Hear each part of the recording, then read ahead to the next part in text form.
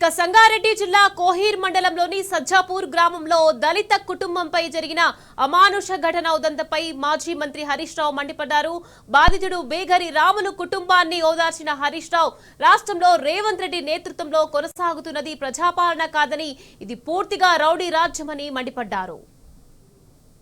రాజ్యాంగం కల్పించిన ఓటు హక్కును వినియోగించుకున్నందుకు తమకు ఓటు వేలేదన్న కక్షతో ఒక పేద దళిత కుటుంబం ఇల్లు కూల్చివేయడం కాంగ్రెస్ నేతల పెద్దదారి మనస్తత్వానికి అధికార మదానికి పరాకాష్ట అని ఆయన అన్నారు. ఇక సజ్జాపూర్ గ్రామంలో నూతనంగా ఎన్నికైన సర్పంచ్ పద్మావతి ప్రమాణ స్వీకారం చేసిన కొద్ది గంటల్లోనే సర్పంచ్ తో పాటు ఆమె కుమారుడు ప్రసాద్ రెడ్డి తన అనుచరులతో కలిసి జేసీబీతో బేగరి రాములు ఇంటిపై విరుచుకోవడం అత్యంత దారుణమని హరీష్ రావు ఆవేదన వ్యక్తం చేశారు.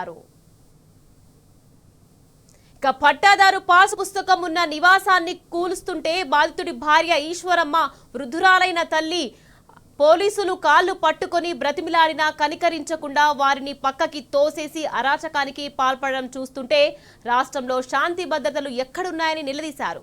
ప్రసాద్ రెడ్డితో పాటు అతని అనుచరులు గూండాలా ప్రవర్తిస్తుండడం, దాడికి పాల్పడడం కాంగ్రెస్ నాయకుల అరాచక పాలనకు అద్దం పడుతోందన్నారు.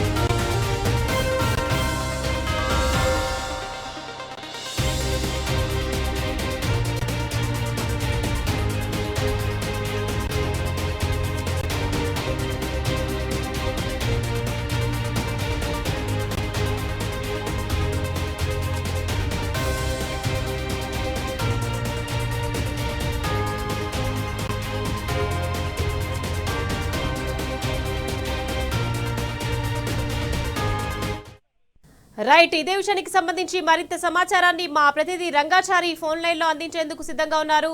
రంగాచారి, చెప్పండి. ఇక సంగారెడ్డి జిల్లా కోహీర్ మండలంలో సజ్జాపూర్ గ్రామంలో దళిత ఇంటిని కాంగ్రెస్ అభ్యర్థి జేసీబీల సహాయంతో కూల్చడం జరిగింది. దీనికి సంబంధించి అప్డేట్స్ ఏంటి రంగాచారి? Good evening Nikhat. ముఖ్యంగా రాష్ట్రంలో అధికార కాంగ్రెస్ పార్టీకి సంబంధించిన నాయకుల దౌర్జన్యకాండ రోజు రోజుకు పెరిగిపోతుందని చెప్పడానికి మరొక ఉదాహరణగా జహీరాబాద్, సంగారెడ్డి జిల్లా జహీరాబాద్ నియోజకవర్గంలోని కోహీర్ మండలం సజ్జాపూర్ గ్రామంలో జరిగింది. మొన్న జరిగినటువంటి గ్రామ పంచాయతీ ఎన్నికల్లో సజ్జాపూర్ గ్రామంలో ప్రసాద్ రెడ్డి అనేటువంటి కాంగ్రెస్ పార్టీకి సంబంధించిన నాయకుని తల్లి సర్పంచ్ గా గెలుపొందడం జరిగింది. ఈ నేపథ్యంలో సర్పంచ్ గా ఆయన పోటీ చేస్తున్న క్రమంలో అదే గ్రామానికి సంబంధించిన బేగరి రాములు అనే ఒక దళిత కుటుంబానికి సంబంధించి ఆయన మద్దతు కోరడం జరిగింది. అయితే చాలా రోజులుగా రాములు తెలంగాణ ఉద్యమంలో కీలకమైనటువంటి పాత్ర నిర్వహించాడు. ఆయన బీఆర్ఎస్ పార్టీకి అనుబంధంగా పనిచేస్తున్నాడు. బీఆర్ఎస్ పార్టీకి మద్దతుగా కూడా ఆయన పనిచేస్తున్న పరిస్థితి కొంతకాలంగా ఉంది. అయితే ఆయన ఈ ప్రసాద్ రెడ్డికి మద్దతు ఇవ్వకపోవడము, ప్రసాద్ రెడ్డికి ఓటు వేయకపోవడం ఫలితంగా అతను ప్రసాద్ రెడ్డి అక్కసుతోటి నిన్న అతని తల్లి, ఎవరైతే ప్రసాద్ రెడ్డికి సంబంధించిన తల్లి ప్రమాణ స్వీకారం చేసిన తెల్లవారి ఏకంగా వెళ్లి ఆ బేగరి రాములకు సంబంధించిన ఇంటిని పూర్తిగా కూల్చివేసినటువంటి ఒక ఘోరమైన సంఘటన జరిగింది. గత నెల రోజులుగా రాములు తన ఇల్లు నిర్మాణం చేపడుతూ ఉన్నాడు. పూర్తి స్థాయిలో అతని గతంలో ప్రభుత్వం ఇచ్చినటువంటి భూమి అది, అసైన్ చేసినటువంటి భూమి అది. ఆ భూమిలో అతను గ్రామ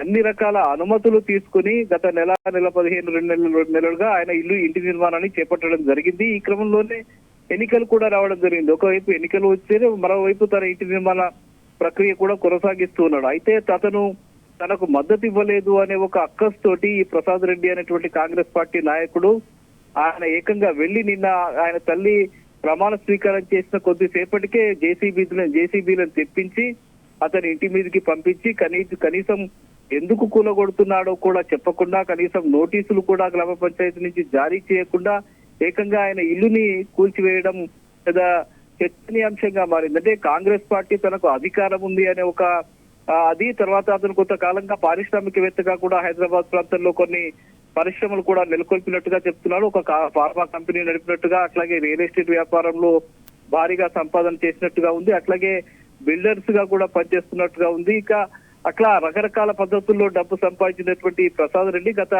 2 సంవత్సరాలుగా తన స్వగ్రామంలో వచ్చి ఉంటున్నాడు. రాజకీయంగా పలు రాజకీయ కార్యక్రమాలు నిర్వహిస్తున్నాడు. అక్కడ ఇన్ఛార్జికి సంబంధించి అతను నియోజకవర్గ కాంగ్రెస్ పార్టీ ఇన్ఛార్జ్ మాజీ మంత్రి చంద్రశేఖర్ అనుచరులుగా కూడా వ్యవహరిస్తున్నాడు. ఆ ప్రాంతంలో కాంగ్రెస్ పార్టీ కార్యక్రమాలు నిర్వహిస్తూ ఉన్నాడు. పదవుల కోసం రాజకీయాల కోసం ఆయన చేస్తున్న పనిలో భాగంగానే అతని దౌర్జన్యకాండ కొనసాగించినట్టుగా తెలుస్తుంది. దీనికి సంబంధించి పోలీసులు కనీసం ఫిర్యాదు కూడా లోకల్ గా తీసుకోకపోయిన నేపథ్యంలో అతను వెళ్లి హరీష్ రావుకు ఫిర్యాదు చేశారు. హరీష్ రావు ఎస్పీతో మాట్లాడి కేసు నమోదు చేయాలని చెప్పి డిమాండ్ కూడా చేయడం జరిగింది. Nikhat. Right, thank you Ranga.